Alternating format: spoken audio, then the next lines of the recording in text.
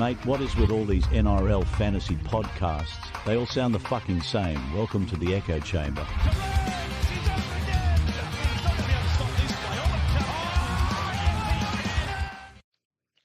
It is round 6 time on the NRL Fantasy Echo Chamber. Scoop's back this week, and I'm joined with JZ and Eddy. How are you going, JZ? Pretty good, man. A solid week for me in terms of overall. Went from 3.8 to 1.5. Finally clawing back some of the ranks that captaining Cleary lost me. I held the faith with him, captained him, and managed to have sort of the best captain option of the week. Yeah, solid. Yeah, that'd be like an extra, like close to 100 points if you'd managed that. You'd be like way on top of everything. Yeah, I checked it out. If I had captained Haas the week that Cleary scored 5, I'd be just inside the top 200. Wow. That's really good. Yeah. But yeah, still doing very well. Eddy, how about you? Did you make a couple ranks back? Nah. Yeah, we'll leave it there. I had see, I can't even be too mad about that week. It's just nothing kind of really fired when there are a couple of big guys that did. I only lost about 600 ranks. I'm still at 2.3k, so I'm all right with that. I probably lost something similar. It's also like so congested. Like I was talking to Longy from the Casual Athlete, and he's double my rank, I think, but he's only about 40 points behind. So there's still a lot of ranks to be gained with one good week. That's what I'm waiting for. My first big week of the year. My team seems all right mostly, but I think my biggest problem this year is for the. Usually I do pretty good at getting all the big must-have guys early on in the season, but this year I've just been missing so many big buys. I missed Wong, missed Whyte, missed Couchman, fucking, and it starts to add up when you're missing so many of those big buys. I missed Haas obviously as well, and yeah, and then it just takes a little while to overcome, I think. There's usually a couple, especially early in the season, where it kind of sets the tone for the year almost. Like, what a leg up people that had Haas, like, over basically any other middle, especially against, like, Yo, who scored a 30 in round 2. It's just crazy that the difference that made. Like, and Yo is equalizing it now a little bit. He's still averaging almost 20 points less. So it's ridiculous to even think about. Yeah. And even when you have a good season, you always end up sort of missing one of those two really big buys early on, like one or two of them. But to miss like 4 or 5 of them, like... I reckon I missed about 5 of them last year, like 5 really, really gun players, which... Like, and I still had a really good season, right? I finished 4th overall, but if I hadn't nailed like a Jerome Hughes or like a Nickera or a Fanua Blake, I probably would have won. So it is important to get on the right guys at the right time. Yeah. Yeah, and it's moving season now, isn't it? Like a lot of cashies are getting really, well, some of them are getting close. A lot of them are just chugging on and on. We're going to have no problem with money this year, are we?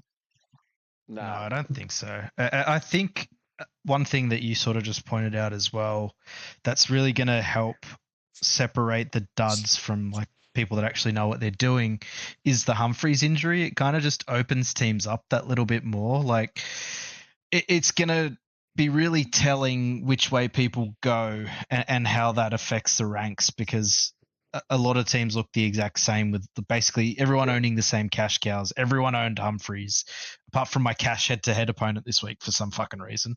But it always happens, right? So it'll be interesting to see which way people go. I have no fucking idea what I'm doing yet in regards to Humphreys. So that's the thing. There's so many different options you could take this week. There's no clear like, oh, it's going to be Humphreys to this guy this week.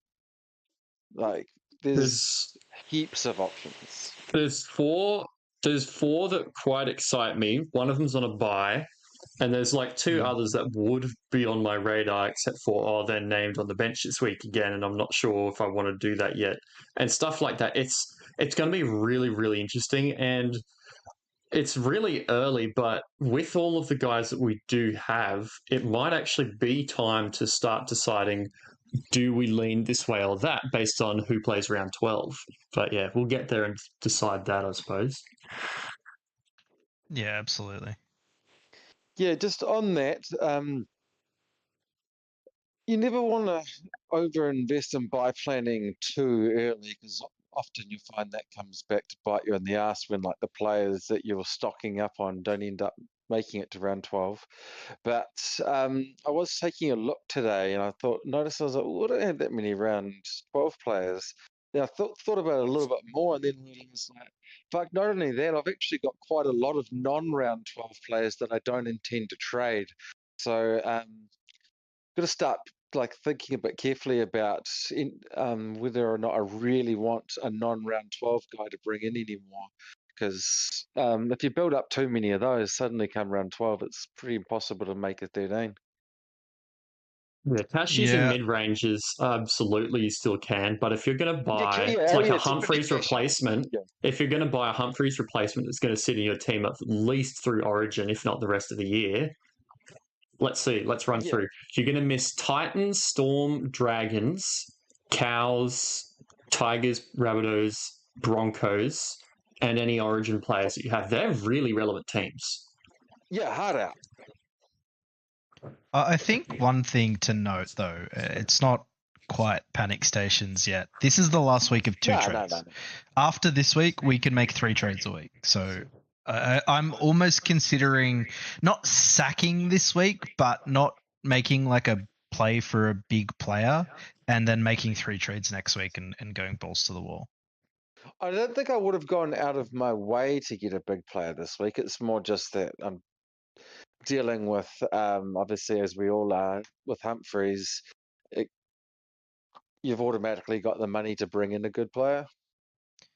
Maybe we can segue this into the first game of the round. I think a really, really attractive option this week is Isaiah Yeo if you don't own him already. Yeah. Price-wise and role-wise, you can't go wrong with that deal. But it does go back to my point where, like, bringing in a non-round 12 middle doesn't work real good for the way I've got my squad set up. I'm not going to be able to cover all of these guys being out, and you don't want to trade him back out either. Like if you get him, you're obviously holding him all year. So it just doesn't fit for me. Price-wise, Panthers buys aren't that bad. Panthers buys are pretty good. I think Scoop did like a little list of players, and Penrith actually back up most of the minors. So Yo's definitely not that bad of one. Like compared to, let's say, Connor Watson. If you don't have Connor Watson, you can't trade him in. Just the risk of him playing Origin, or like an Angus Crichton. They're going to miss basically like 5 or 6 games over the Origin period. It just you cannot buy those guys. Yeah, I more just mean actually being able to make the 13 in round 12. Like you don't want to end up in a situation where come round 12, you find you've got fucking Horse, Haas, and Yeo all in your team, all out in that round. That's 3 middles straight out. Makes it hard to have another couple of middles in there. Because you have to field, 3 of them at any given time. If you've got 3 of them out automatically, like, fuck, you got to have at least 6 middles in your squad at that point. Like. Yeah, it's tough. Although with Horse being a bit of a ning-nong recently, maybe he won't even make Origin. It's possible. It's possible he might not, but I don't think he will. I don't think he makes the team. But yeah, you're right. Yeah. If if you're a head-to-head player, then yeah, he'd be one of the best buys of the week. But head-to-head only players are gay. Yeah. Well, let's look at the rest of these Panthers in this Thursday night game. Finns versus Panthers. They do have a big in with the return of Dylan Edwards. That'll be very interesting to see how their structure and their defense goes, because Laurie's not Dylan Edwards. Blaze Talangi comes in for Jack Cole with that concussion.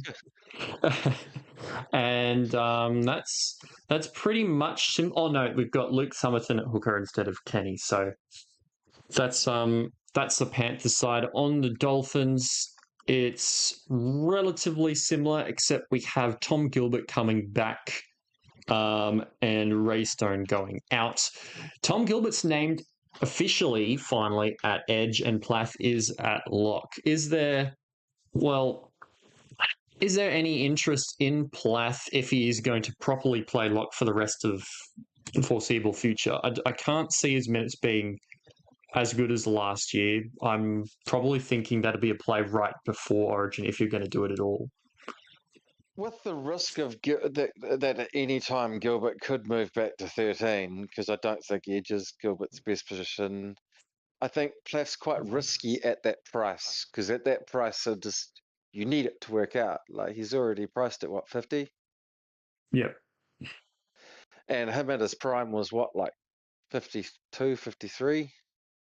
I think he was a bit better than that, especially down the stretch. Like he was really good at the end of last season. He had a couple of dud scores, but from round 21 to round 27, he had one score under 50 and 3 above 60 with an 83 in there as well. So, I mean, he's pretty good, but that was mostly playing hooker and not lock.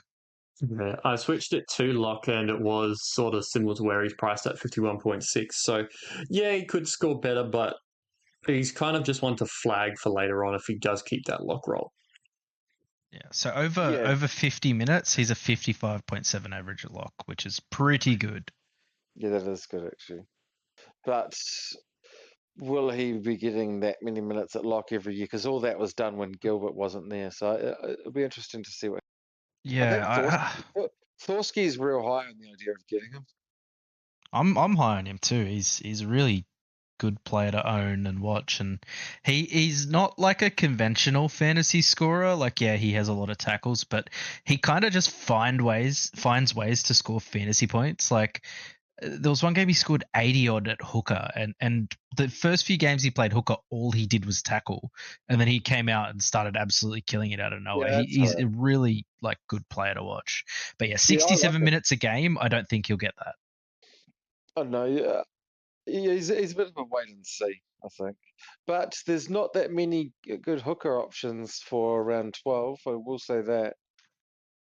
Yeah, to Scoop's point, I think it's if he's available come round 12, like he might even be an Origin smoky, to be quite frank.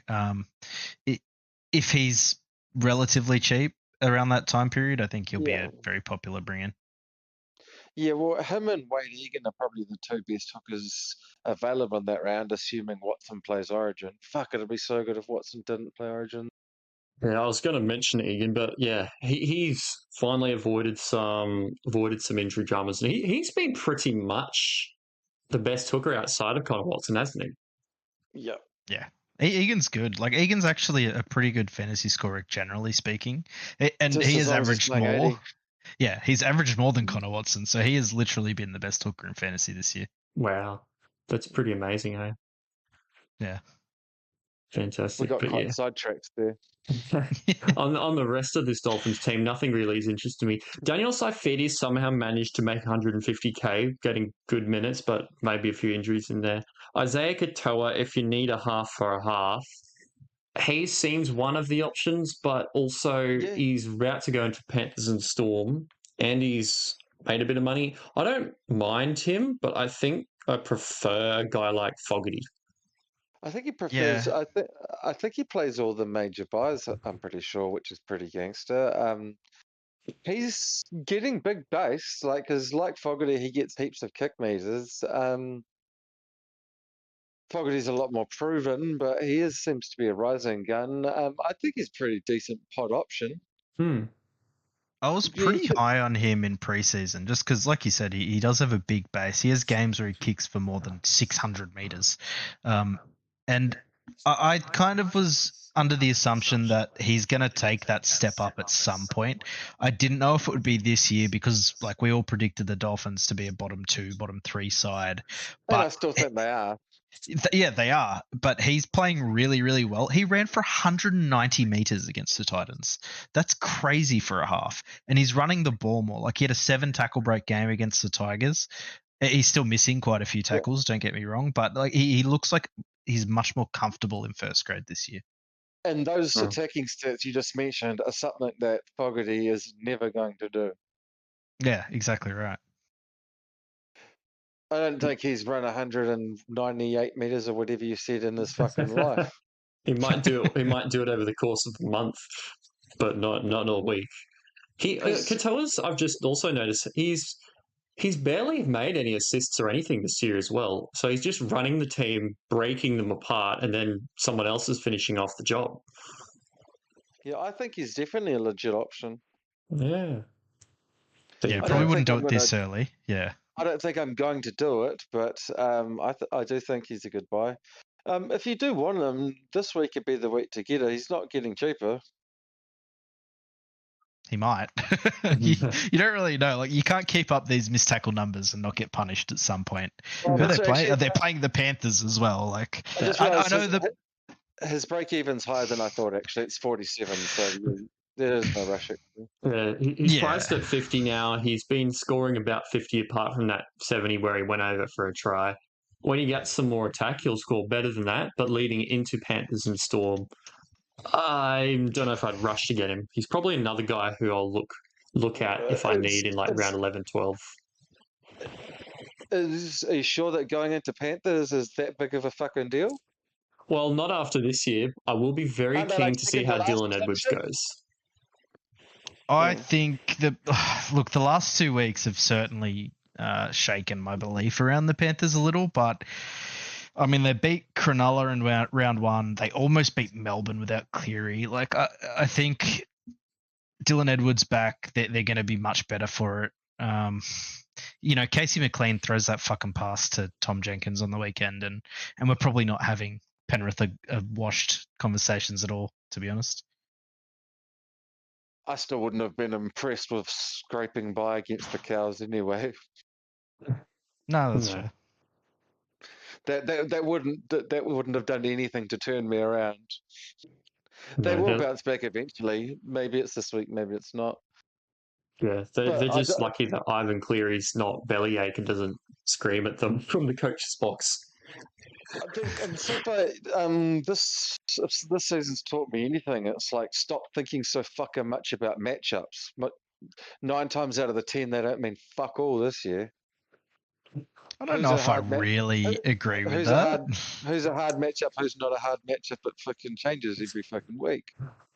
Pretty much. Well, it's about styles and understanding how teams match up against each other, right? Like, I almost knew for a fact coming into that Melbourne game that Harry Grant was going to have a bad score, because the way Manly and Melbourne play are just so counterintuitive to hookers having good games. Like, even if Harry Grant's having a decent game, he's not going to score big against Manly, Whereas the Warriors this week are a much better matchup for him. So I wouldn't be surprised to see him go back to 50 plus again.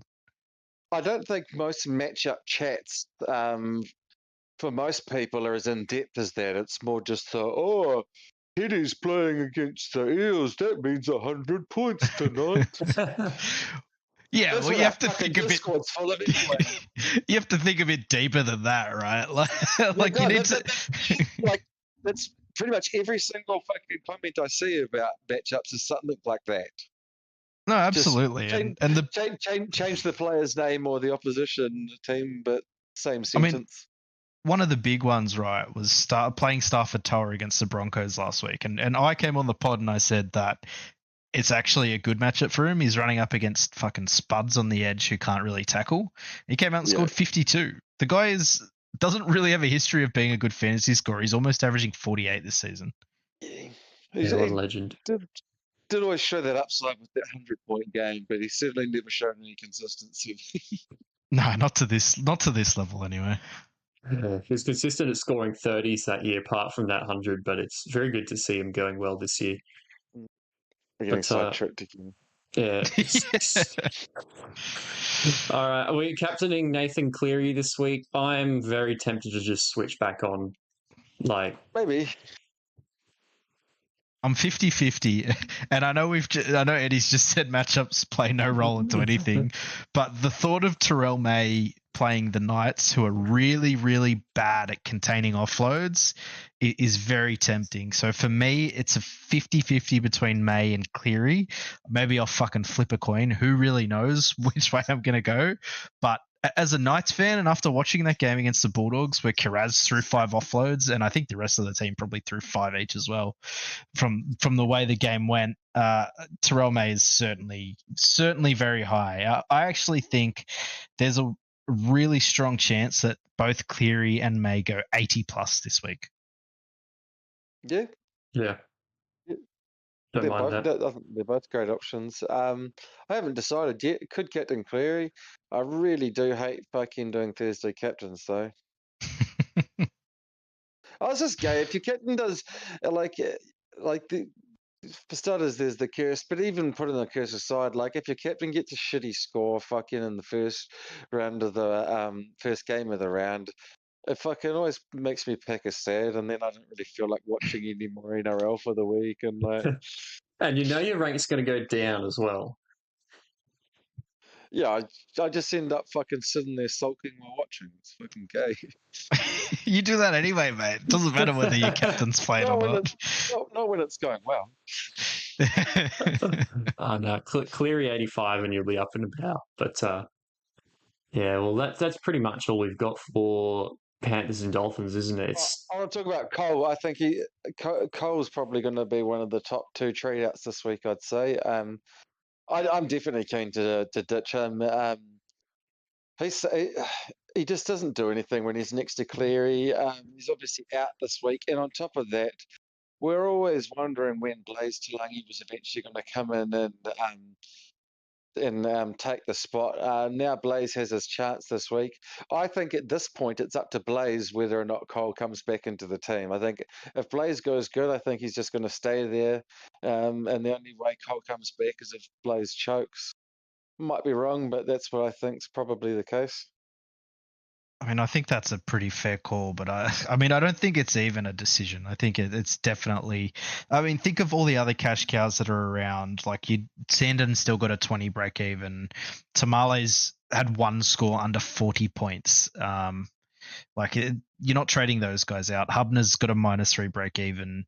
He's the guy to get rid of. Like, I don't think it's really a thought. Yongi's got his break even down to 6 this week. If you still have him. Just punt him. Yeah. The only way I could imagine you justifying holding him is if you've already got all of the cash cows. Like if you've got them all, then yeah, sure, sweet. Hold them if you want. But if you're trying to cash someone, like literally, but like if you got to get a cashy in, then I think obviously he's the guy to trade out. Who do you have that's a bigger trade out? Yeah, and if you've got all of the cash cows, you've probably got like $1 million in the bank, and you need to get rid of somebody anyway to upgrade to a gun. So, like, what's the point? I've seen some people say, "Oh, I should loop him this week," but you can't because he's first game. And even if you've got 2 halves, you can position loop. Like, what's the point? Just get him out. Yeah. You shouldn't necessarily want to have players out every week to loop. Like, it's not necessarily a positive thing. No, I didn't have a loop last week. I had Teague out. He played the first game, so he was fucking useless as a loop. Well, and most of the time, the guy you got someone on a buy, and it's not necessarily a good thing. It's like, oh yeah, cool, I could loop this week. He's like, yeah, but the only reason you can loop is because you're fucking Payne Haas is on a buy. Like, that's not a good thing. It just means you're not getting Payne Haas's score. Like, yeah, agreed. All right, first Friday game, Dragons versus Titans. I got no idea how this one's going to go down. Gutho was in everything and wasn't second last pass for most of them this time, so he scored a good fantasy score. He's just doing so much with Flannel and Ilias not. Couchman, 69 minutes in Golden Point after starting slow was legendary. Dylan Egan came on because Luciano Leilua isn't fit. Emre Gula's not far off, but I just think that probably Laurie slides out and Egan still takes that edge minutes for me. Yeah, look, I think the only thing that changes is Clemmer goes back to that sort of 20-minute role or 25 to 30-minute role, and then maybe Gula comes back and plays 50 minutes like he was before, and then everything else is as is. It might hurt Couchman's minutes more than anyone else, I would suspect, but I think Egan's probably safe. Comes on with about 10 minutes left in the first half, and then Luch goes off and he slides to the edge and plays it out. I think that's a pretty efficient way of using a player. Like I think Flano's actually really smart doing something like that instead of having like a Fatala Mariner who only plays 30 minutes at the back end of games. So, I mean, it's hard to go wrong with someone like Egan. I'm probably more nervous about Couchman holding the minutes, but I mean, he's averaging 58, so can't complain too much. Couchman isn't going to get those 69-minute games with Gula back, I'd imagine, but I'm still happy with him getting 50 to 55. He doesn't need 69 minutes. Fucking if he gets 55 to 60 minutes, he's a keeper. Yeah, I mean, he showed this week he can offload, so I'd like to see a bit more of that going forward. Yeah, I heavily considered getting him this week until I realised that, like, if I keep bringing in non-round 12 guys that I want to keep, then I'm just not going to have enough spots to fill green dots. But Yeah. if you don't care about that, or you're in an easier situation than me, I do think you can still get him because I do think he is a keeper. At 648k, that's a reasonable price for a keeper. So yeah, you can go for it. Late to the party, but still a relatively good buy. Yeah. But yeah, to what you were saying, Scoop, who the fuck knows what's going to happen in this game? Like last week we saw, I think it was Ruben Cotter and another starting lock was ruled out last minute, and both teams won, which was like really strange to see, like really good players. So the Titans have Tino out this week, and Chris Randall is starting at lock. So does that mean the Titans are guaranteed to win? I don't know. I don't think the Titans will run out as they're named. By the way, I think that's. I don't know if that means Fafita starts, but it wouldn't surprise me if Firma plays center again, the way that they're listed. That Arama Howe guy is a back rower, so I don't think they're going to run two back rowers come game day, but I guess we'll find out. Yeah, that answers one of my questions about him. If he's a back rower, that doesn't make a lot of sense at all to be like that. But yeah, the rest of the team, it's pretty much as per program. Jojo Fafita back in. Tino is out. Nothing really relevant there except that, well, Brimson's had a couple of good scores. You can probably hold him for the foreseeable future. Jaden Campbell might have a nice game if they can open up again and win with their star lockout. Yeah. I think this is kind of what Campbell's going to score a lot of the time. Like it's exactly what he scored in round one without the tries. So he's had 2 games with tries, 2 games without tries, 46 points in both games without tries. He's just not running enough. I think like his base is huge, but it's taking away from, I guess, his explosivity and his sort of penchant for throwing offloads and breaking tackles. And I'd like to see that improve a bit before. I wouldn't chase Campbell at his current price. I'll say that. Now, with how expensive he is now, it's easy enough to wait until after round 12 because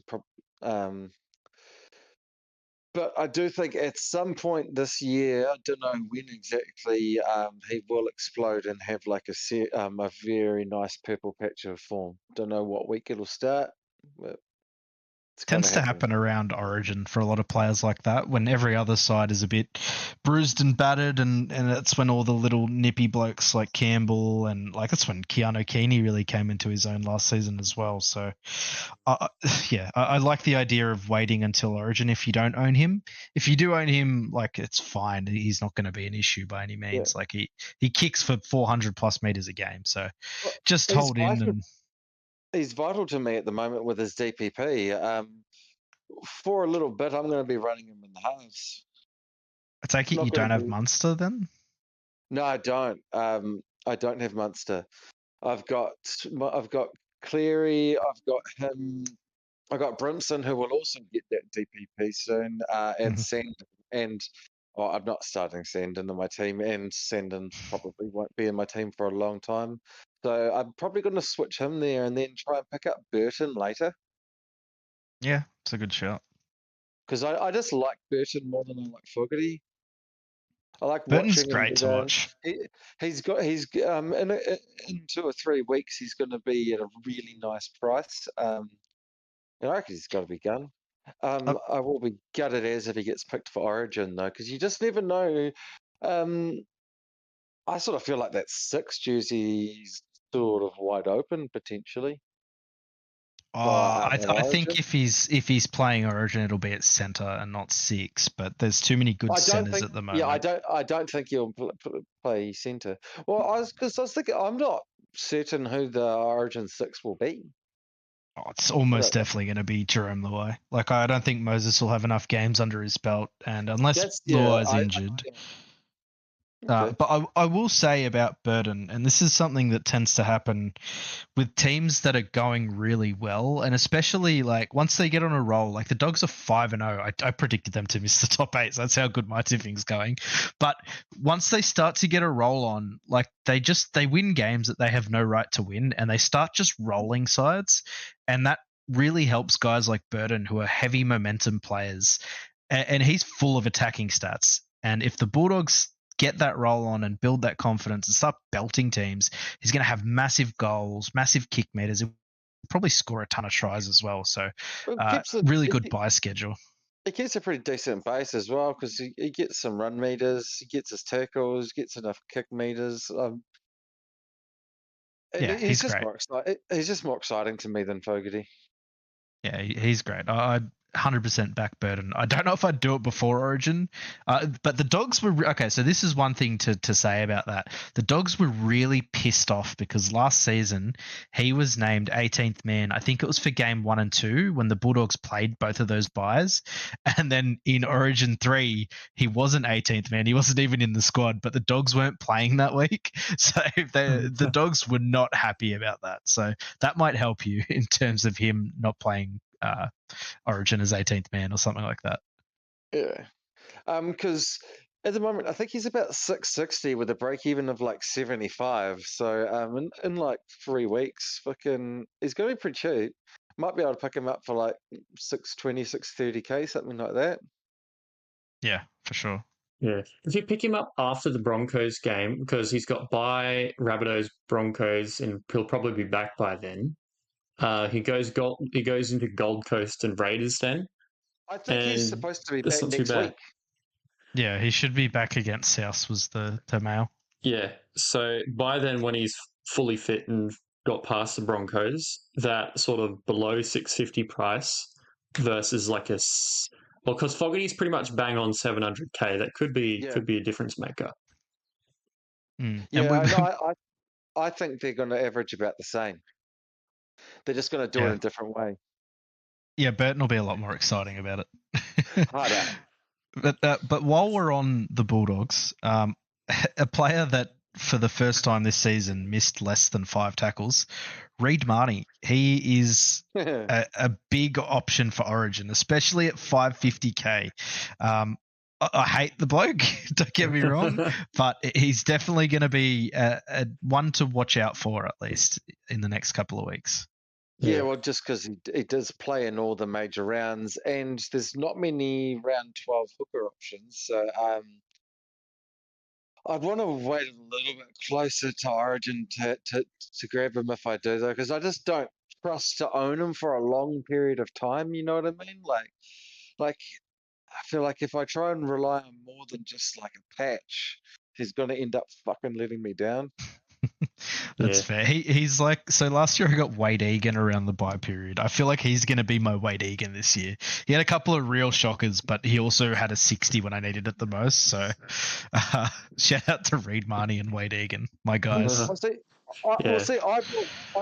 brought Reid last year over Origin, and then he was just a cunt. Oh yeah, I didn't own him last year. Yeah, I was having a look at his scores last year when he averaged 49.7.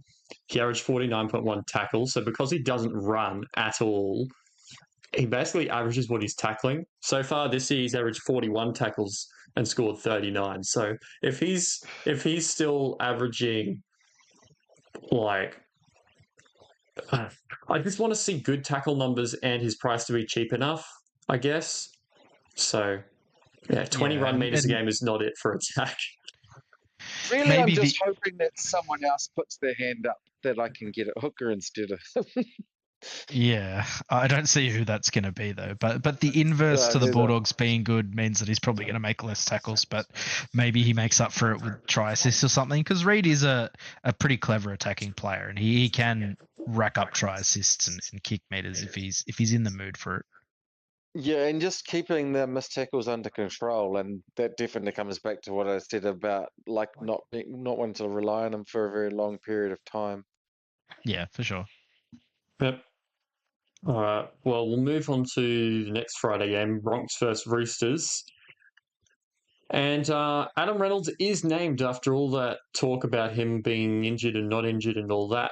Brendan Piakura, however, is suspended for 2 weeks. So we've got arguably even more terrible second rowers in with Jaden Hunt now in 12, Kajeski in 11. And Blake Moser appears in jersey number 22 in the reserve. So watch out for that in the next couple of weeks. On Roosters' side, Billy Smith still at 3. It's a Friday game, so only third game. So for people like me who held Nwaganitawaze, just carry that like a hawk. And if he's still not playing, after they said it was such a short injury, I'm probably going to use him instead of some of my other players. But yeah, the big news is pretty much Hugo Savala is there instead of Chad Townsend, but he's got like a 70 break even or something because he played like a bunch of games for like 3 points or something this year already. Yeah, I look at these two teams and I almost think the Roosters look better on paper. Obviously outside of like the halves, but like you look at the back row for the Broncos and that Shibasaki's still in the starting team, and I can actually see the Roosters upsetting Brisbane in this game. I don't think it's a huge chance, but if Hugo Savala's any good, they're good enough to do it. They've dominated the last 2 games. They should have flogged South. They should have flogged the Titans, but they had Chad Townsend playing 7. And don't let Bryce hear me say this because we've been harping on and gaslighting him about Chad Townsend being the GOAT 7. But if Savala's any good, this Roosters team can beat anyone. Yeah, well, and that's kind of wild too, given how far down the ladder they are. But I still don't hate them, especially when they get troops back. But don't know if it's enough to push over the Broncos. The Roosters can do some serious damage to the Broncos' edges this week. I mean, we've got Wong and Crichton attacking Piakura and fucking that guy that's you said his name. It's Gajewski and Hunt. Yeah, like you're not Piakura, I mean Gozen. So that's a massive mismatch already. And then you've got like Billy Smith and Toya up against fucking another couple of guys that can't tackle for shit, and Shibber and yeah. So like the Toa play last week, maybe this is the week that Toya finally scores a try. I reckon Wong and Crichton might fucking both go to task on these guys and just rip them to guts down both edges. It's a bit worse for Wong because of the way the Broncos are using Haas, because they tend to run Haas a bit wider this year.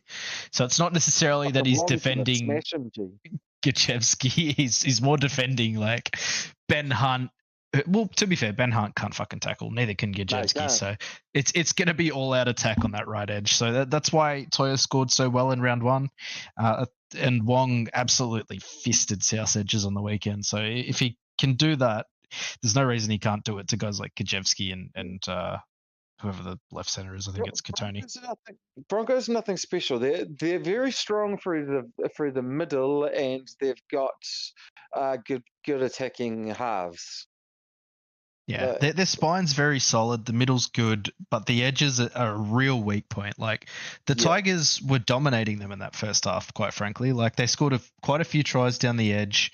but they just couldn't convert any goals, and it really cost them. But their strength is just being able to score points in bunches. So this could be a high point scoring game, like the Tigers game was last week. I think it was 70 points in that game. Yeah. This could have the same sort of scoreline.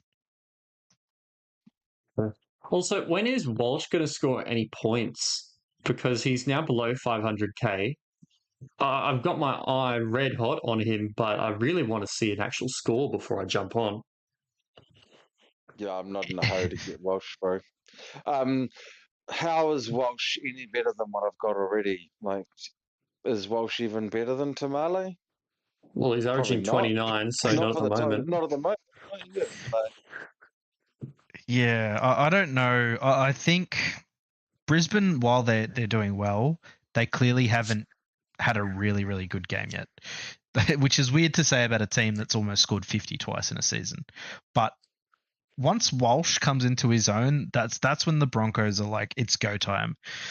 I don't know if it'll be this week. I don't know when it's going to be, but he is going to have a game at some point where he has like 4 try assists and scores 2 tries himself. Yeah. So it's trying to time that correctly, and it's tougher.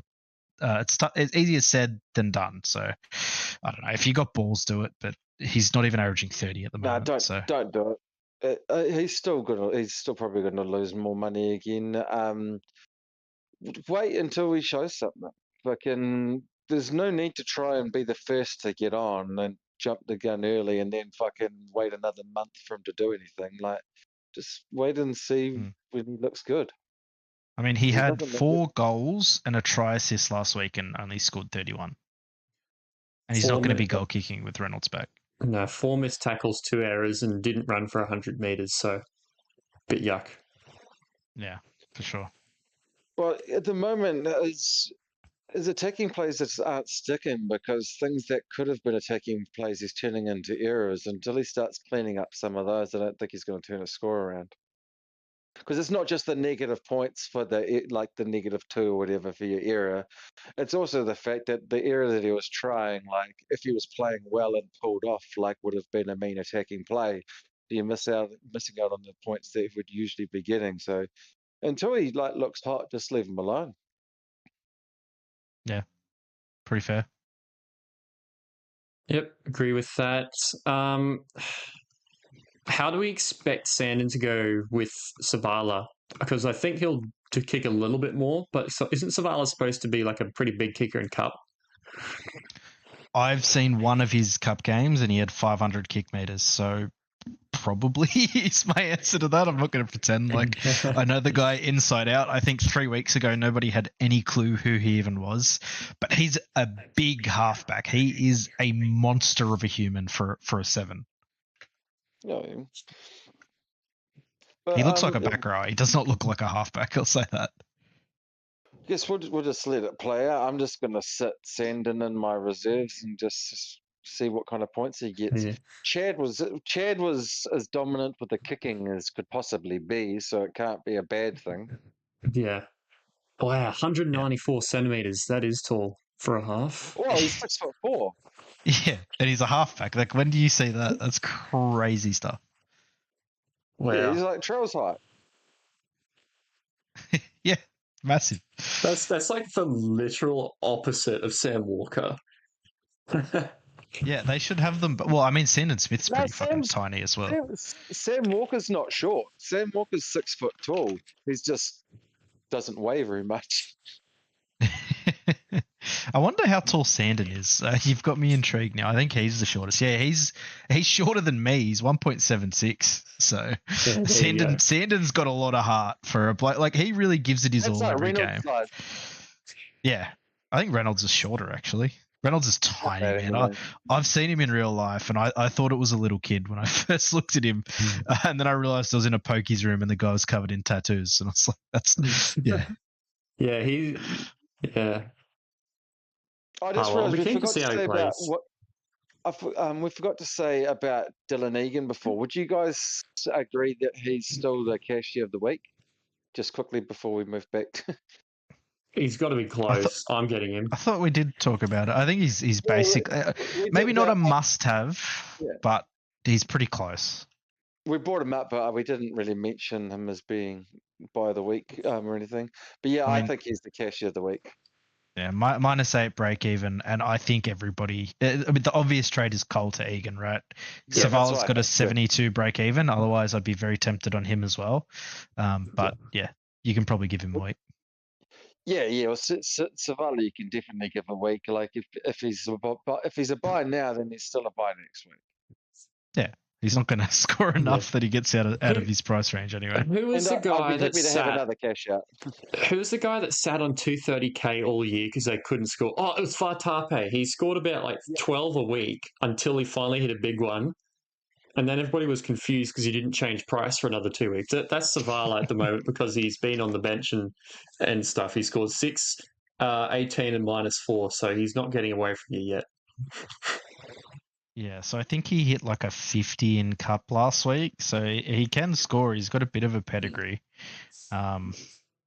So yeah, I don't hate jumping early on guys that are good fantasy scorers, especially at that price, because he's like a base price cash down. Like I don't know if he's going to hold the spot for very long, but geez, I don't think you can play Chad after the couple of last few games that he's had.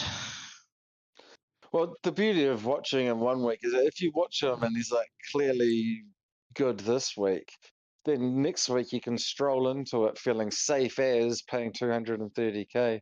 Fucking Humphreys version 2 would be nice, wouldn't it? Make it easy. Be awesome, yeah. Before we move on from this game, Wong. Yeah, that's what I was going to say. Yeah, that's we should have a good chat about this.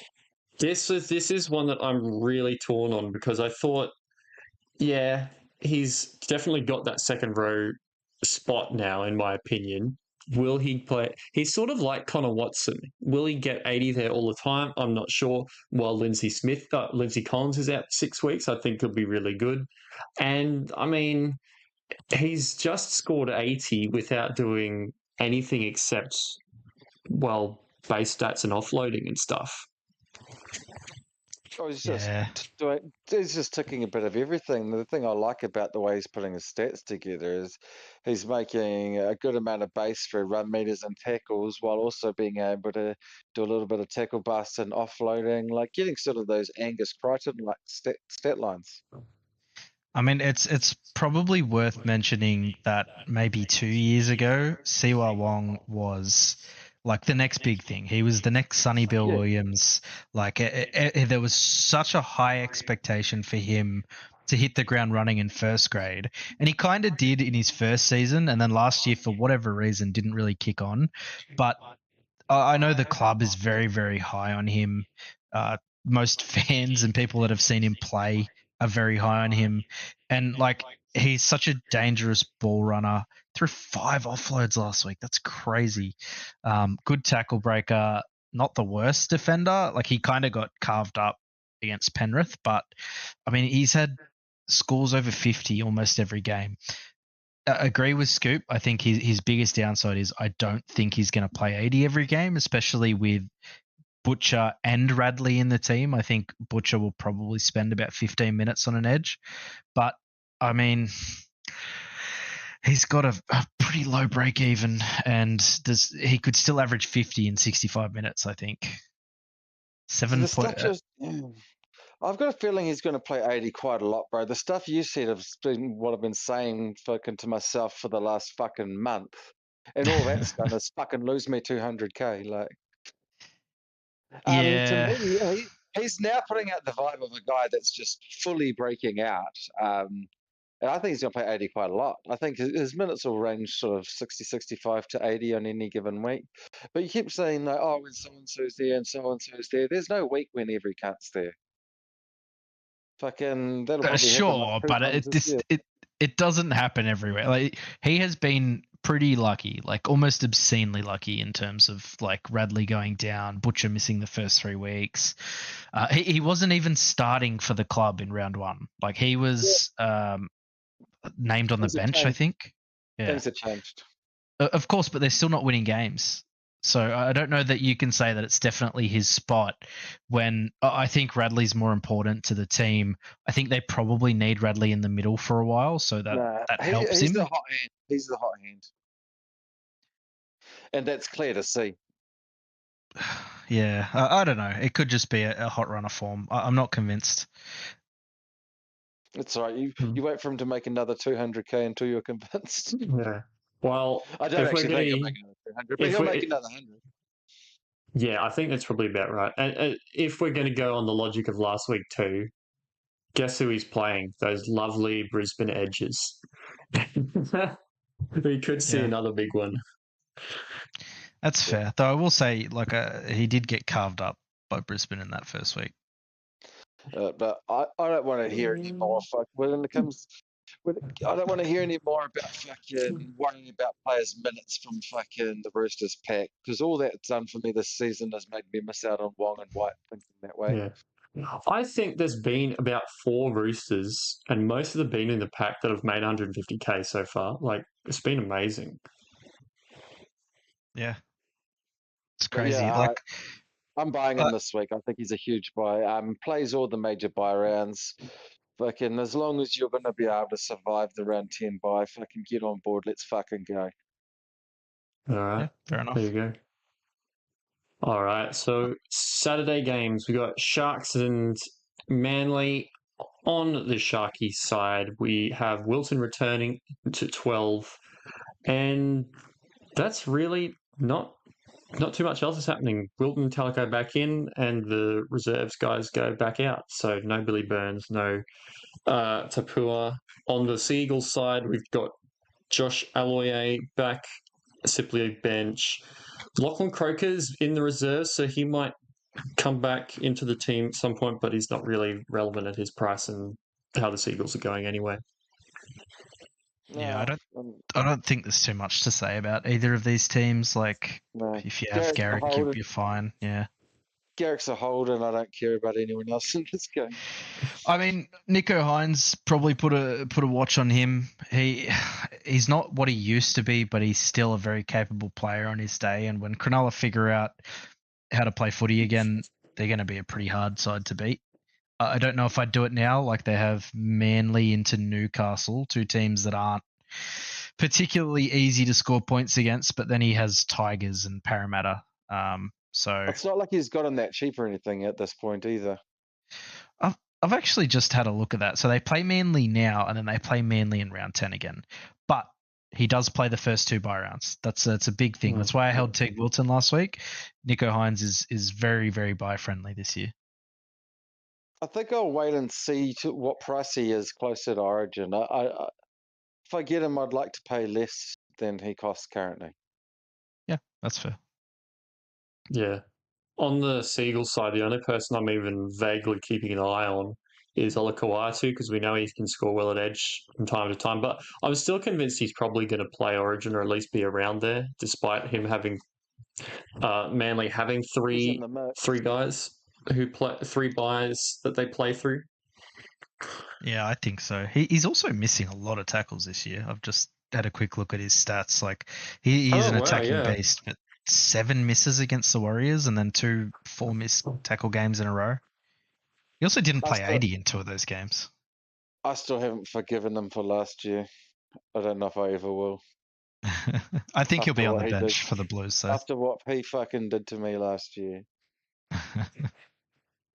Do you guys remember what happened? Nope. No clue.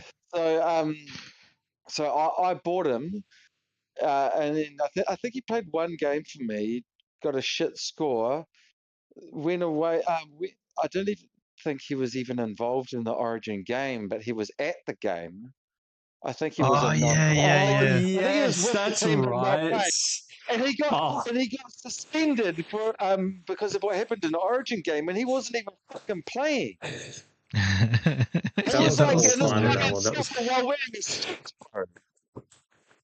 so he got me 1 shit score, and then he got suspended, and I just couldn't believe it. I was like, it's like fantasy is inventing new ways to fuck me over. Like, what the fuck? Yeah, that's like a 1 in who knows how many million, but yeah, that was I hate him now. I'd forgotten that. That was insane. I I remember haven't. that. I don't think I'll ever forget it. Yeah. Fucking dickhead. Well, the only other relevant thing for Origin we've got to watch out for now is what the heck is DC going to do? Is he going to go round one more time, or is he going to continue with dummy spits and not retire from this and maybe move and maybe not? That's the only other thing I'm watching. I'd be surprised if he doesn't play Origin this year. I don't think there's anything to do with spitting dummies. I reckon fucking there's a pretty good chance DCE's been hard done by the fucking club. Oh yeah. I think DCE's been like their fucking most fucking loyal son for all this time.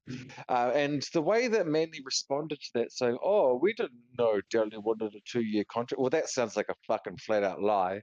What do you mean you don't know? Well, you don't talk to your fucking star player, fucking liar. Yeah.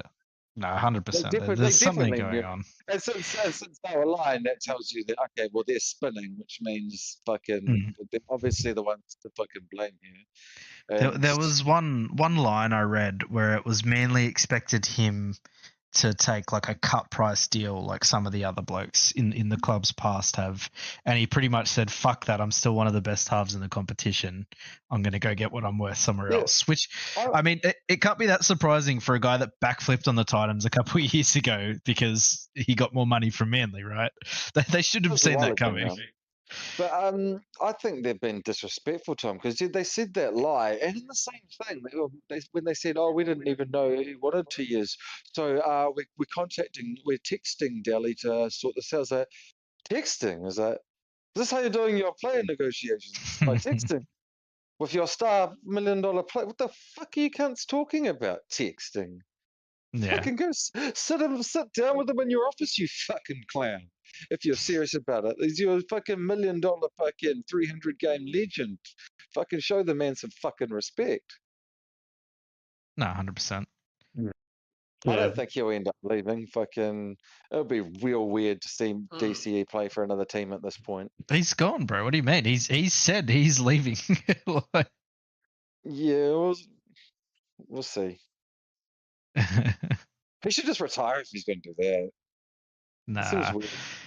One thing that I actually, so this is not really a like for like, but Cameron Smith retired from Origin too early, and I think he retired from rugby league too early. Like he was still quite clearly at the top of his game when he retired. He won a premiership when he went out.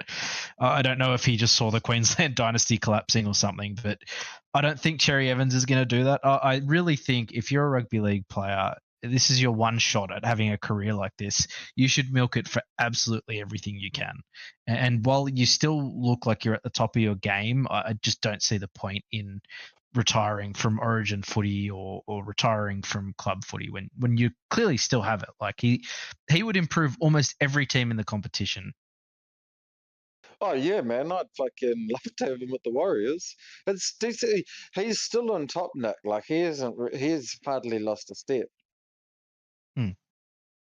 Like he's only like a little bit worse than like he was at his peak. Yeah, I don't even know if he is. He's kind of been the same player his whole career. He's real good. Yeah. But he's not fantasy relevant.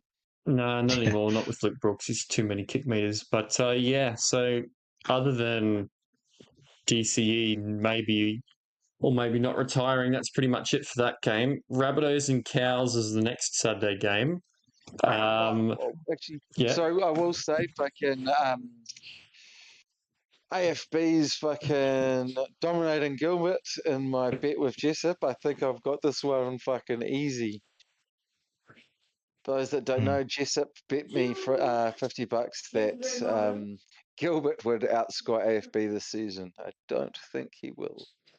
Yeah, 57 average so far versus a 46 average.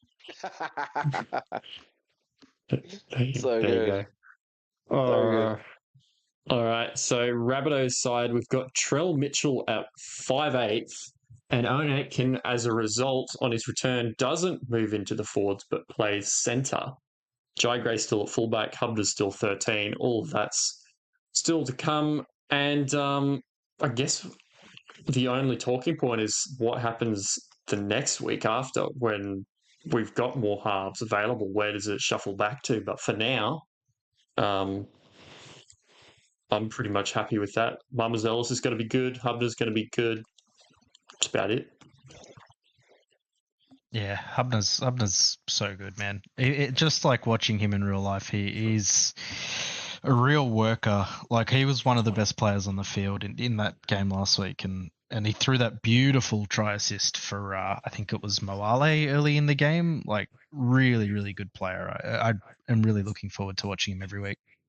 Yeah, he's Wayne's fucking favourite son. I'm sort of blessed with the minutes at the moment. I'm comfortable playing him in my 17 at the moment. Yep. Trell at 6 is interesting. So one thing we know for sure is Trell's not getting sent to DPP now. No. Yeah. No, just give him omni-positional everything. Just let him put you anywhere in your team, like all those. When you trade somebody and then you switch them to a different position, and you see something silly like, oh, somebody traded Nathan Cleary out and now he's in the wing fullbacks. Just have that for Trell, but in real life. So a somewhat interesting one in this South side is actually Jaden Sullivan. He doesn't have a massive amount of time in the role, you wouldn't think, but when he plays halfback, when he starts at halfback and plays over 50 minutes, he almost averages 50 points. He can create a lot. He has a lot of try assists in that sort of sample size. The big worry is obviously Latrell's going to kick the ball a shit ton. But maybe one to look out for next week if we see that Sullivan's actually doing his fair share of kicking and playmaking. Yeah, but then the old mate at the Roosters is the far more interesting prospect out of cheap halves. I think he's cheaper and probably better. Yeah. Mm-hmm. But how long is Lewis Dodd him. suspended too? Is it just like the 1 week? Yeah, it's 1 week. I just don't think that guy makes the team, to be honest. I think they're trying to offload him already. Yeah, they've got to regret having 700k on the books for him. It's just such a panic signing. It's a real bad signing for him if they want to play Bud Sullivan over him, because I'm sure Bud Sullivan's not on 700k. He's on a lot of money, actually. Not at South, but the Tigers are paying a lot of money for Bud Sullivan. I think he was on like, I don't know if it was 700, but it was a pretty significant contract. Oh, that's right. Yeah, I do remember that. And then they hated it and they immediately punted him. Yeah, he wasn't even starting for them. Oh, fucking head offices do some weird stuff sometimes, eh? Yeah. So he was set to earn $2.1 million over the next 2.5 years, I think, at the Tigers. So Right. Crazy stuff. Crazy money that he was on. Fuck, that's as bad as it's like 800k a season. Yeah, that's mental. And then Galvin happened and they're like, uh-oh. Yeah, well, Galvin's obviously 10 times the player he is. Yep. Yeah, but I mean, he's playing good footy for South. He basically won on the game the other night. Yeah, nice. But yeah, in case anyone hadn't already bloody figured it out, Humphries is a trade out. He's the number one trade out of the week. Gone. Yeah. 1 point. Oh, it was a terrible way to finish off owning. It was brilliant. And then, he was just gone. Still made us 270k or whatever it is, but wasn't expecting it to end like that. Nah, would have been nice to just keep holding him, but never mind. But yeah, trade him out. Yeah. Yeah, too long to hold, and with Latrell back, he's going to lose kick meters and goal kicking. So he probably would have been one to look at as a trade in the next few weeks, regardless. But obviously now he's a slam dunk trade. Yep. Yeah. In modern fantasy, I think you can pretty much have a hard rule. If an injury timeline is greater than 1 to 2 weeks, ditch them. If it says 2 to 4 or more, nah, gone. Fuck off. At least at this point of the season, for sure. Yeah. All right. Credit for the stuffs, I suppose. Yeah, Cowboys side, not a lot's changed. Zach Labert's still in reserves, but Purdue's played really well the last few weeks, and I think's earned that spot. back fully. Yeah, definitely. And other than that, Nanai and O'Donnell are sabotaging each other's minutes. Drinky's got goals, but still isn't flying away because cows aren't flying away. And Clifford's had a few good scores, but he's never really been that guy. I've had a few mates ask about him. I'm just like, I probably wouldn't. Yeah, he kind of and Bryce and I talk about this a fair bit on the Wednesday pod. Like he looks like a really good player for a couple of weeks, basically every season. And then he just falls apart, like almost inexplicably. 100%. He had 3 turnover tackles last week. That's crazy. He's been averaging 2 a game this year. That's 8 points. That's not that usual. Wow.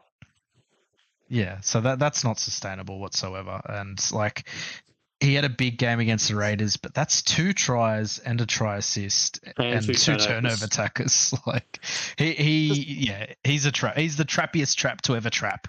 How much is he? He's quite expensive, isn't he? He's now 630, so 47. So for that, if you wanted to get a half that costs that much, just get ICAT. Yeah. ICAT will be better than him. At least he is the base. Yeah. Yeah, and he's a rising star. Oh, mate, the Cowboys definitely isn't. He's a fucking maybe this is finally the year that Jake Clifford leads the Cowboys to premiership glory. Yeah. It'll only happen if he puts a 4th week in a row good. Then we know he's broken the curse. He's a bit of a journeyman at this point, to be honest, though. Not really. Like he was just at Newcastle, right, and the Super League. So he really has only been at 2 clubs, but in the NRL. Plus Super League, you can't discount that. So he's been around. But he wasn't in the Super League for that long, to be fair. And it's not uncommon for halves to go to the Super League, kill it, and come back. Like he was only at the Super League for 1 year. But no, anyway, don't buy him. It's a hard no from me. Yeah. Drinky, his price is okay, but I just don't see him being a gun this year. Even when things are going well, he's only sort of just borderline gun anyway.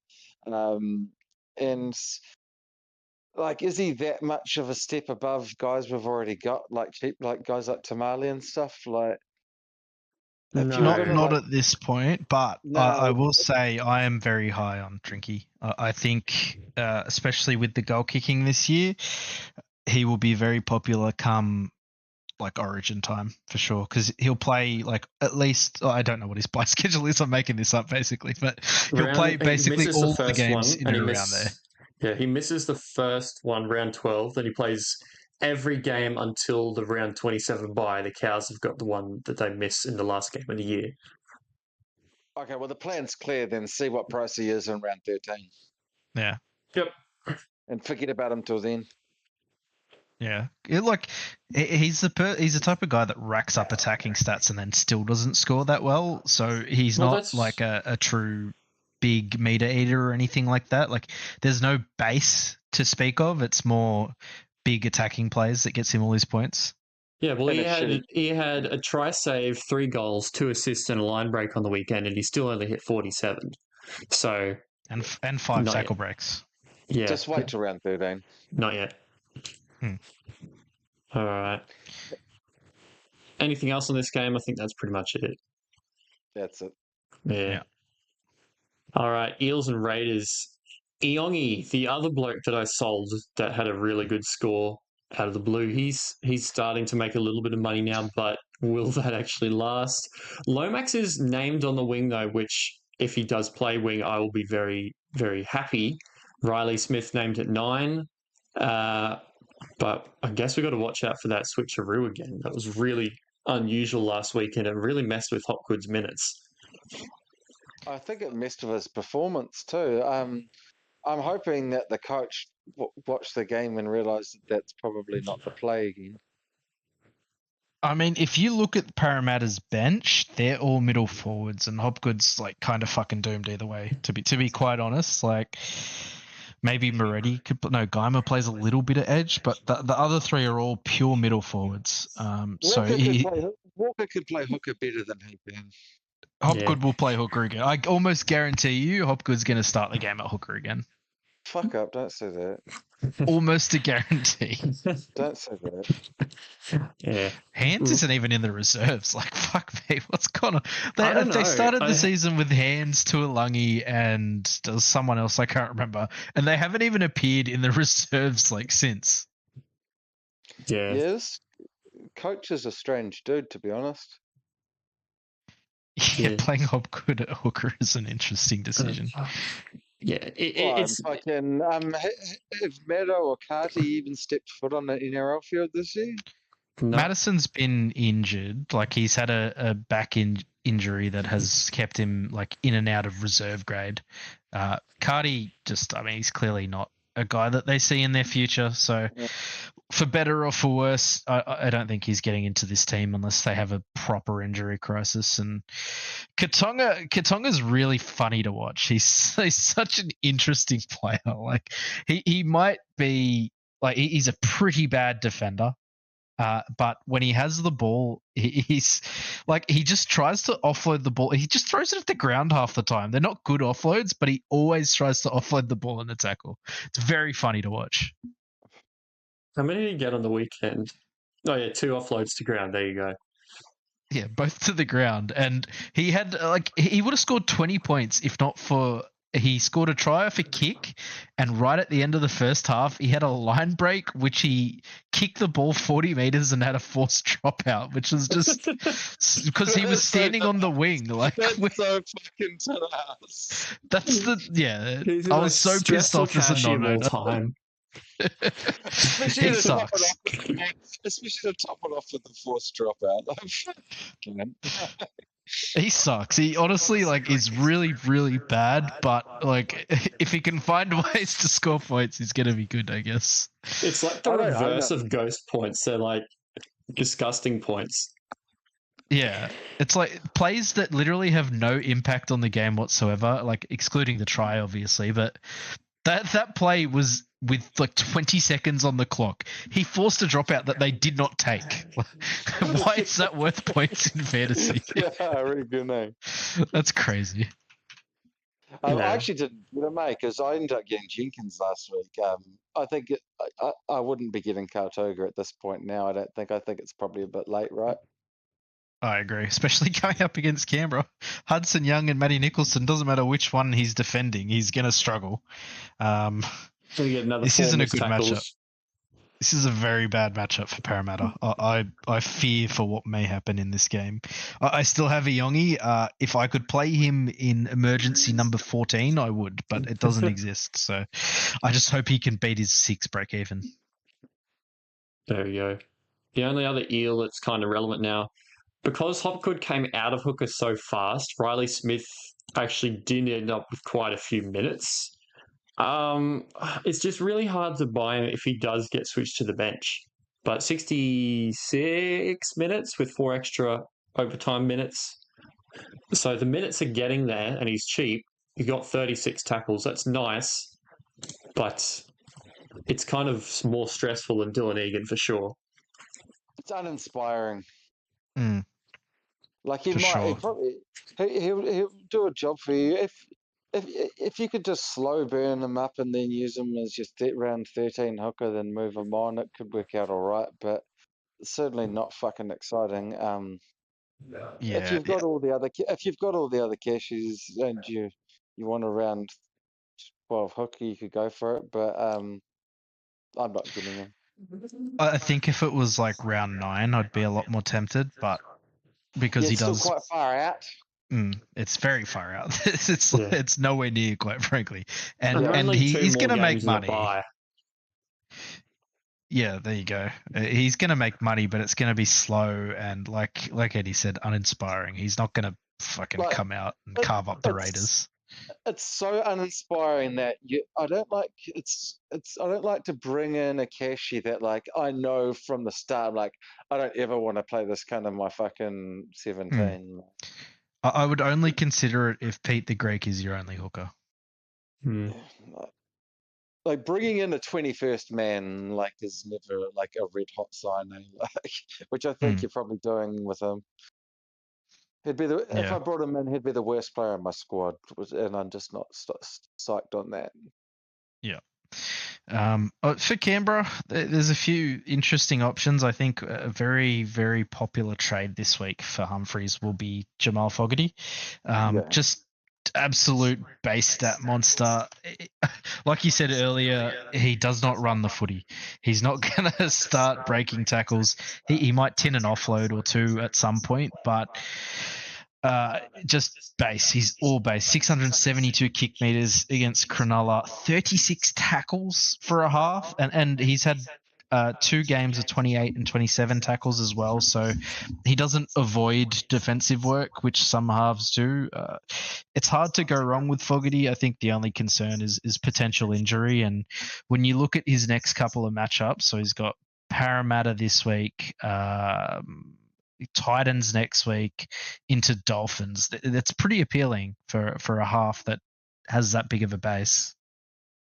No, I think out of the round 12, like good quality halves that you can pick up this week, I definitely think he's the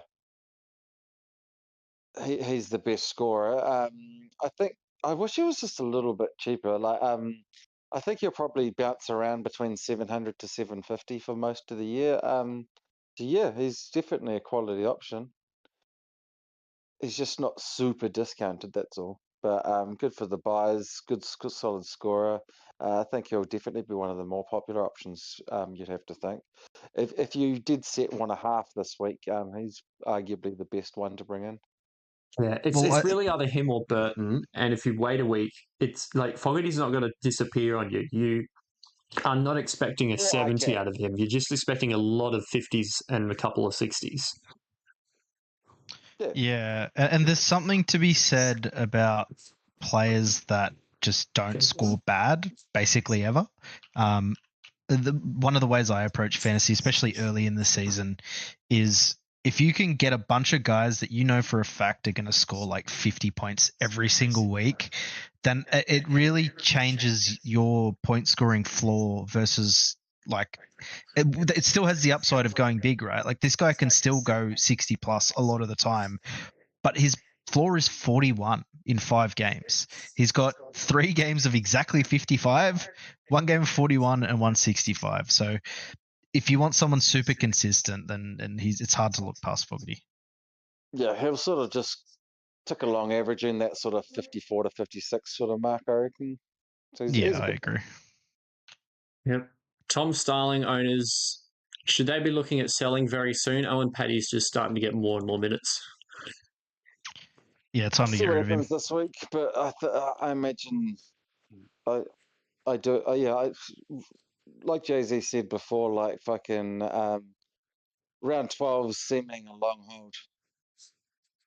Yeah, he hasn't gotten more than 60 minutes the last 3 weeks. He started the season with 68 and 70. And Owen Paddy is a player, man. I hope at some point he gets a starting role. I don't know if he will because Starling is playing really well, but it's clear that Paddy is a guy to watch out for in the future. He's going to be like a big dog in a couple of years, I think. Yeah, well, I mean, they've got Paddy coming through as a potential rising star, and they've just fucking signed Ryley for next year. So fucking, that's not exactly signs to expect Starling's minutes to go upwards as the year goes on. Seems like he's halfway at the club. Yeah, he pretty much is, and I've heard there is a fair bit of interest from other clubs around Tom Starling though. So I don't think he'll be lost to the NRL. He's who the Eels should have signed instead of who was it a few years ago? Hodgson? Yes, we should have signed him instead of Hodgson. Yeah. That was a flop. That was a shocker. That was like when one of the worst Newcastle signed in the last 5 years.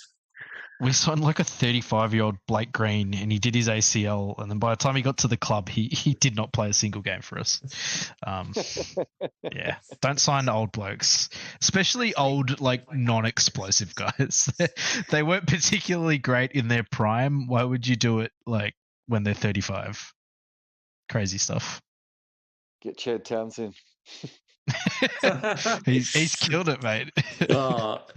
Yeah, just kick the ball 500 meters and the game's won. But there you go. Yeah, Matty Nicholson, another really good score.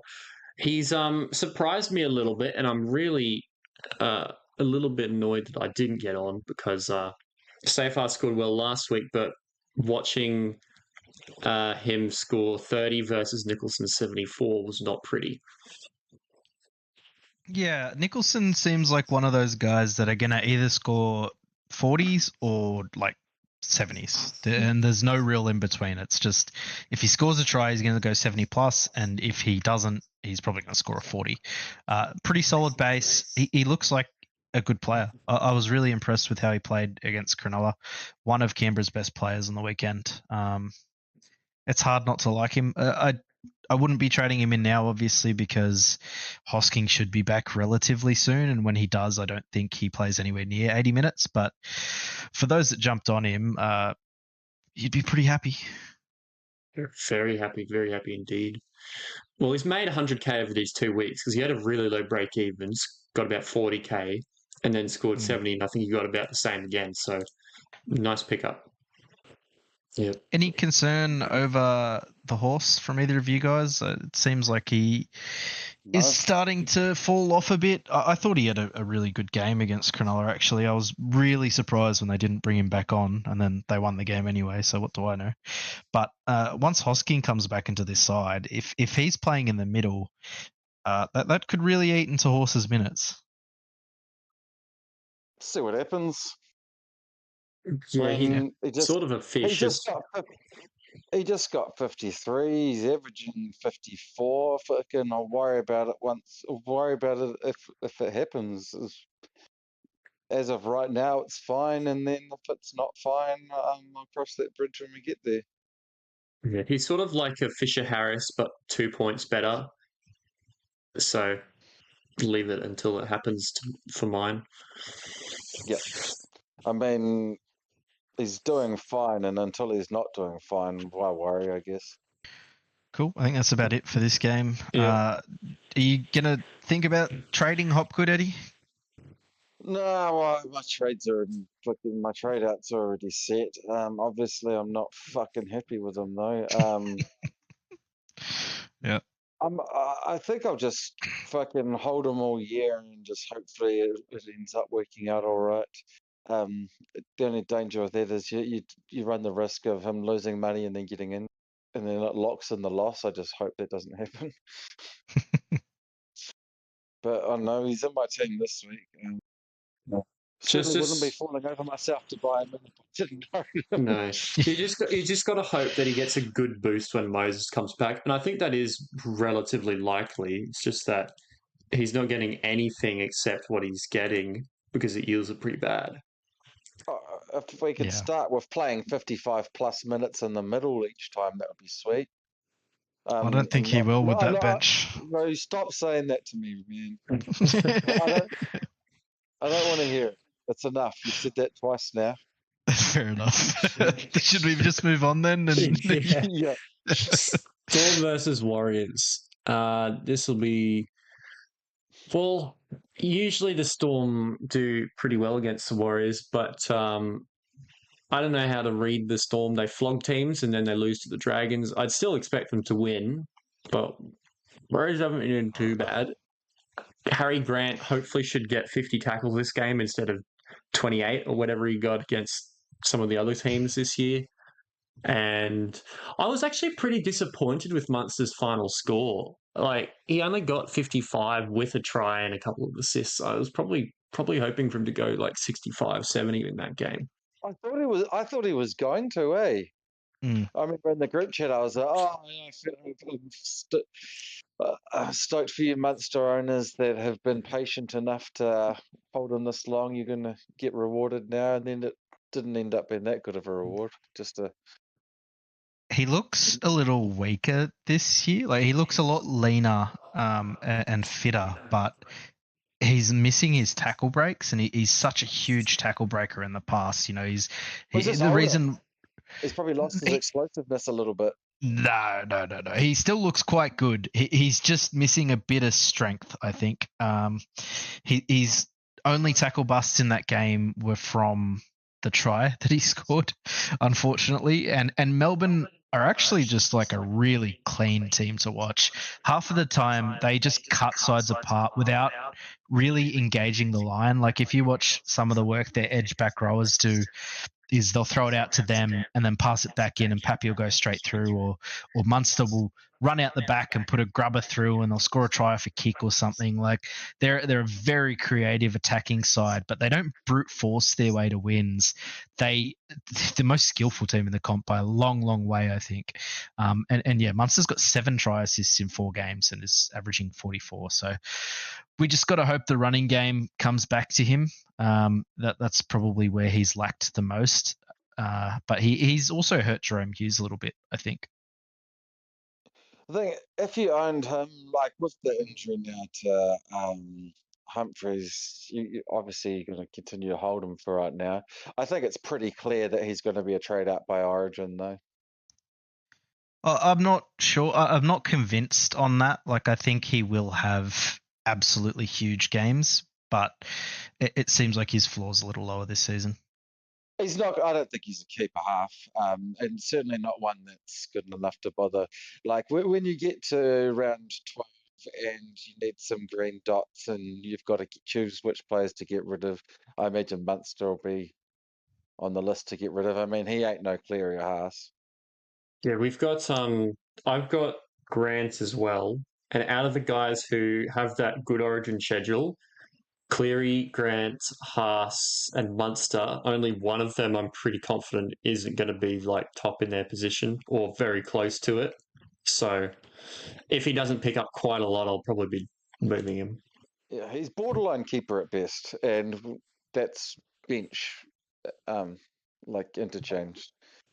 Like you wouldn't want to at the end of the season him be like your starting half. That I think that would be a fail.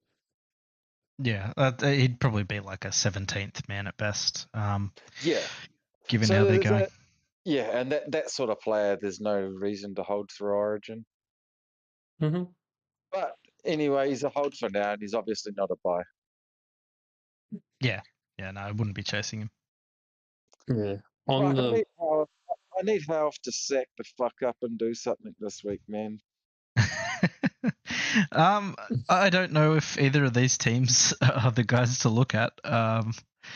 Aaron Clark might be an interesting Origin option if he keeps playing the minutes he's been playing. I don't know why Niokore is still starting on the edge for this team. That's a real strange one for me. Either of you still own Metcalf? No, he went to Humphreys. Yeah, that's what I did too in round 2. Yeah. This smells like one of his 20 games before he gets a 50 in alternate weeks. Yeah, that's pretty fair. Man, he kind of sucks to own as a fantasy player. I don't have him, but he just kind of struggles his way through scoring points.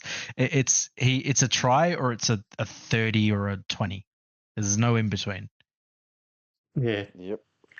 24 and 27 no tries, 64 and 48 with tries. So against the Storm, I'm predicting another 20. Yeah, I don't think they've lost to the Warriors in a very long time. No, like 14 years or something. Who was it? Who was it that said, "Oh, the Warriors got the wood over the Storm"? It was Andrew Johnson. Yeah, it's Joey. Yeah.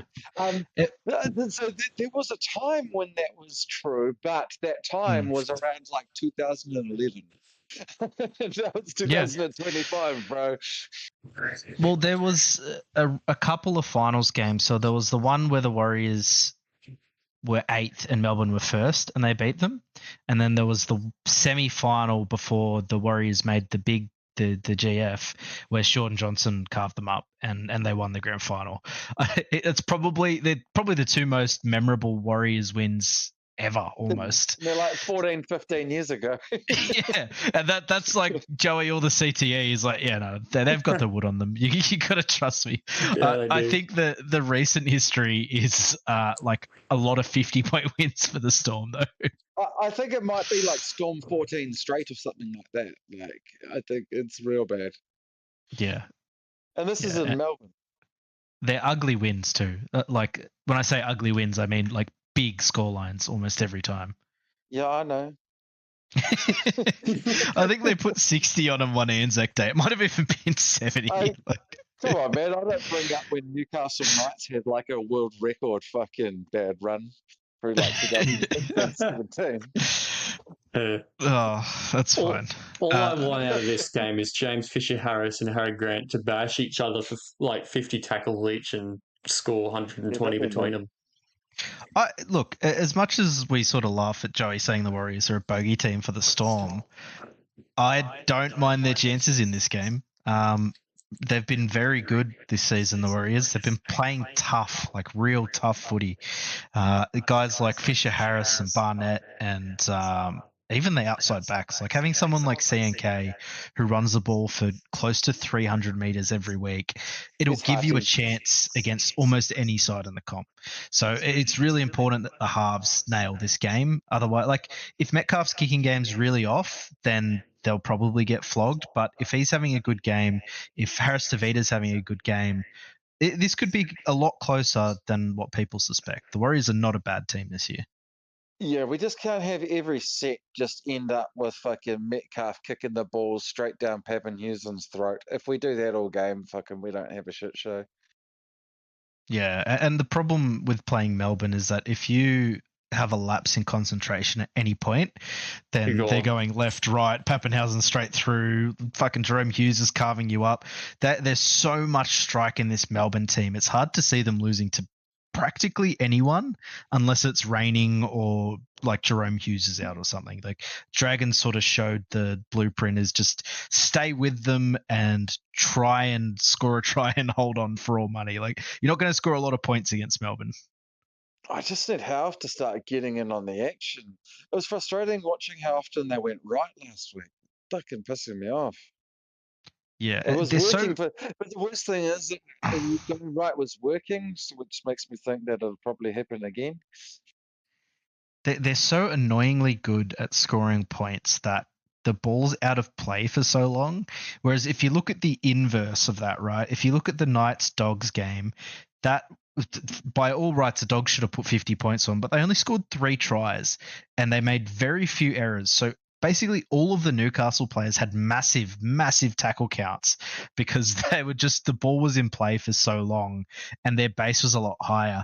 Melbourne don't do that. You give Melbourne enough ball, they're going to go try, like they did against Manly. They came out, scored 3 tries in 8 minutes and the game was over in the second half. So that it hurts fantasy scores, and that's why like the likes of Munster and Harry Grant. They've only got one gun. Like they've only got one real fantasy gun in their entire team, despite the fact that they're like the best team in the league. It's fucking weird. It is. It's so strange. Outside of Hughes, there's no one you can say that is still in 2023 a proper fantasy gun. In 2023. Oh, 2025. Fuck, I'm 2 years behind. That's a good one. Even Hughes. Maybe the Warriors will beat the Storm and have the wood over them. Fuck. thinking back to the last time I was any good at fantasy. Yeah, absolutely. Bring it back. Yeah. Oh, the good old days. Yeah, CST's been a sneaky one, but you can't get him now. He's agreed. You shouldn't trust him either.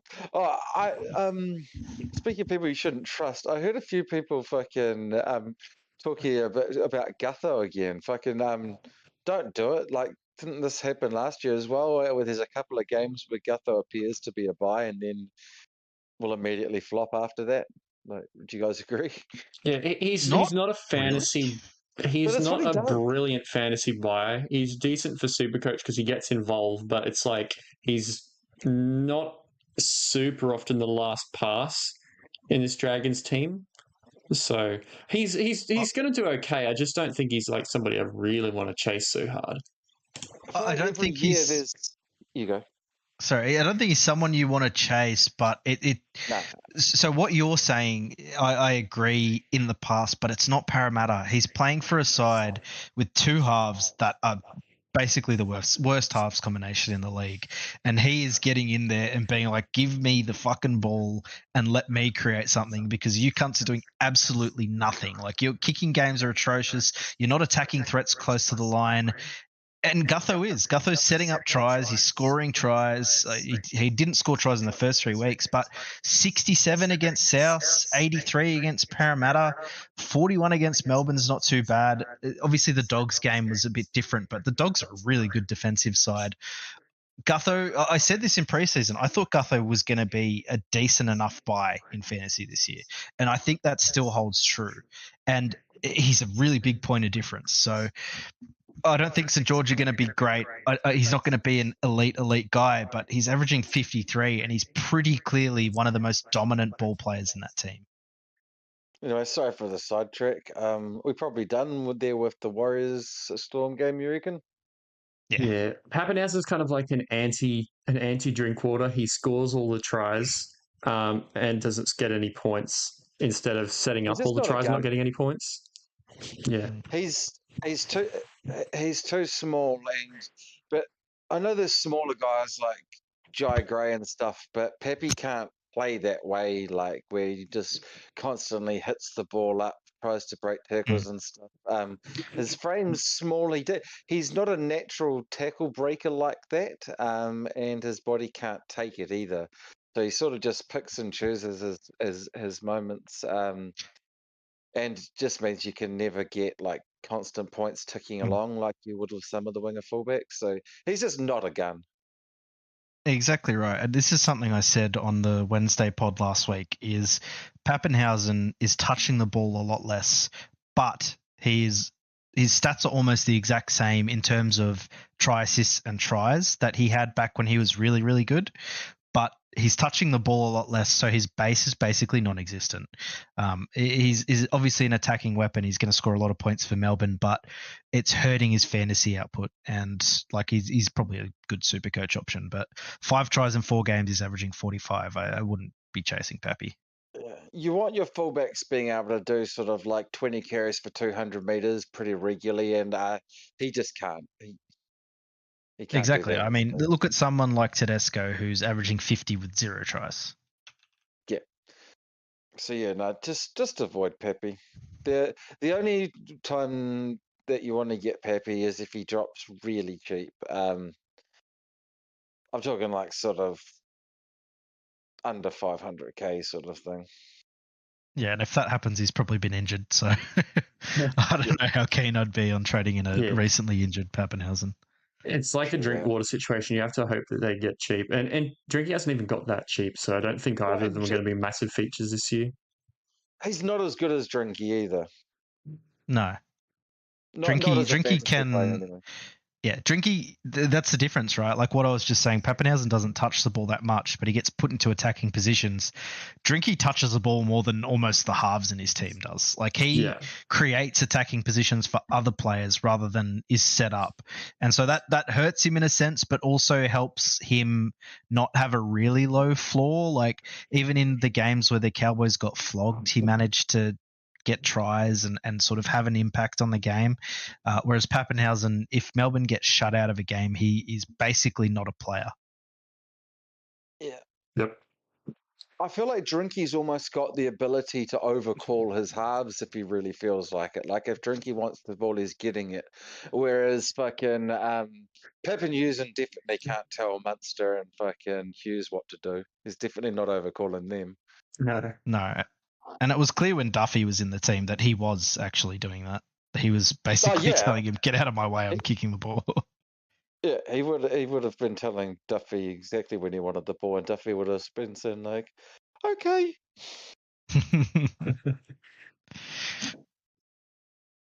Whereas Pepe tried to pull that on Hughes. Hughes would probably just look at him, give him a weird face, and then throw it the other way. Fucking talk to me like that, you cunt. Yeah. Cool. One more game to go, boys. We're on the home stretch. Yeah, Knights v Tigers. Now this one's an interesting one because the Knights are missing a bunch of players. Adam Elliott, Cogger, Jack Hetherington, Saifidi, and James Chiller all go out through various injuries, this, that, and the other. Cogger his finger, Shiloh's concussion, Saifidi's calf, Hetherington's shoulder, Adam Elliott's calf. So we end up with Crossland playing halfback, Kyle McCarthy on the wing, Kai Pearce-Paul comes back in. He's on the edge. Frizzell's at lock, Kant stays at edge, although he played centre last week. And Jaden Brayley is at hooker. So bit of a blown up team. I am worried for guys like Marju and Ponga if the Knights don't have that golden attacking structure with this team blown up. But on the Tigers, yeah, I think you'll find that Mars will get plenty of fucking hit-ups in this game at least. Yeah. They'll be kicking it to him, that's for sure, after how fucking bad he was under the high ball last week. Like, he is going to get plenty of attention. He'll have like 9 kicks diffused and like 5 errors or something. Yeah. I'd love for him to catch a bomb like once in his career. That would be honestly a groundbreaking achievement for him. Yeah, no, he's definitely more of a ground player. Yeah. Preferably grounding the ball into the end goal. But yeah. On the Tigers side, Luai comes back from suspension, so Laitufanu goes out. Right, so still back on Knights. Don't get carried away and trade out Ponga. Ponga's going to end up being a buy soon. He's going to lose some price and then he's going to go back up. Just stay on for the ride. You signed up for it. How long is it until Lucas is back? It's supposed to be like another few weeks, but I've seen floated around that, he might be back not too far in the future. None of us know. So, no, there was a bit of news that came out during this pod, given we talk for 6 hours every time we jump on. Physio shared that he heard that they're aiming for a round 8 return on Anzac Day for him. Wasn't a smooth rehab process. Worth noting the game's in New Zealand, so some chance that they might save him from the travel.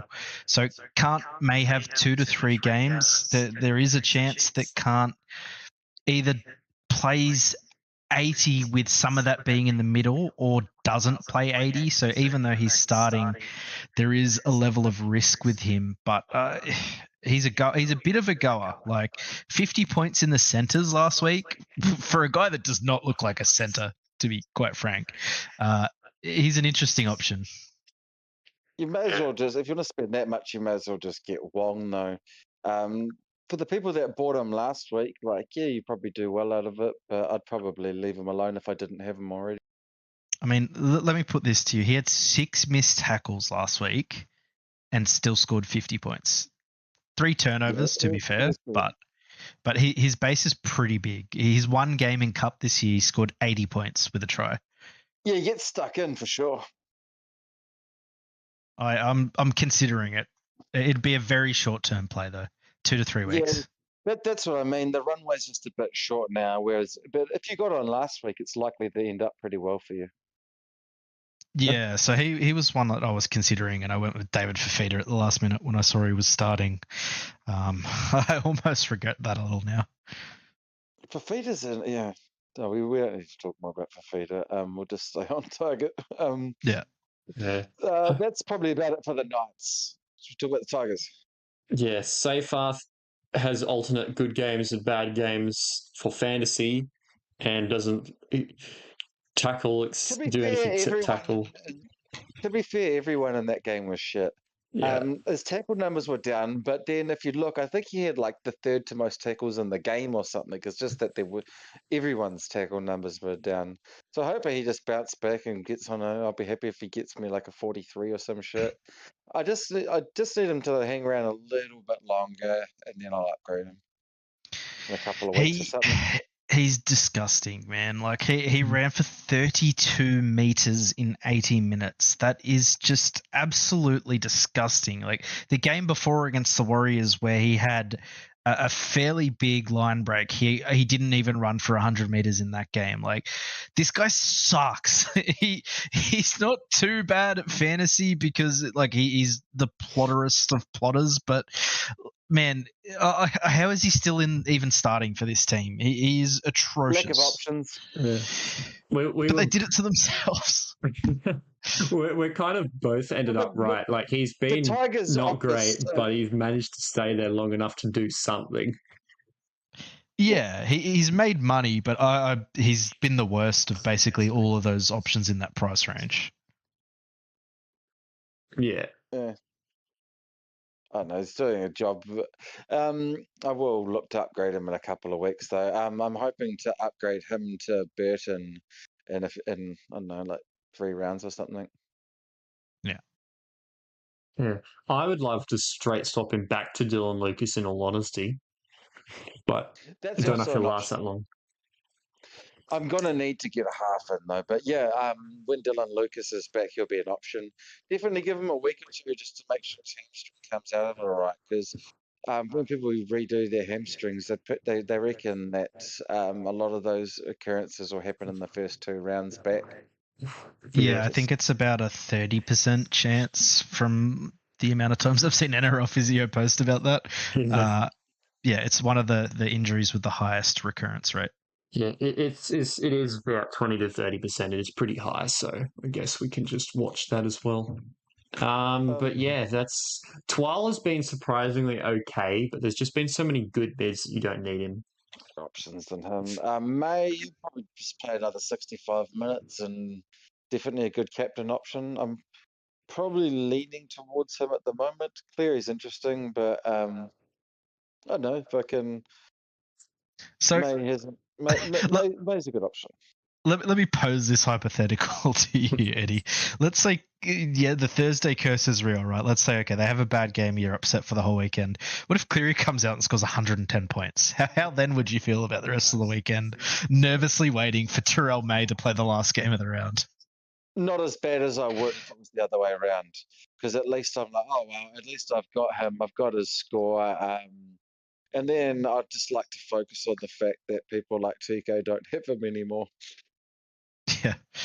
One thing to mention about Terrell is in that game where even Payne Haas couldn't crack 50 points, he scored 51. The guy's just a bona fide monster at fantasy.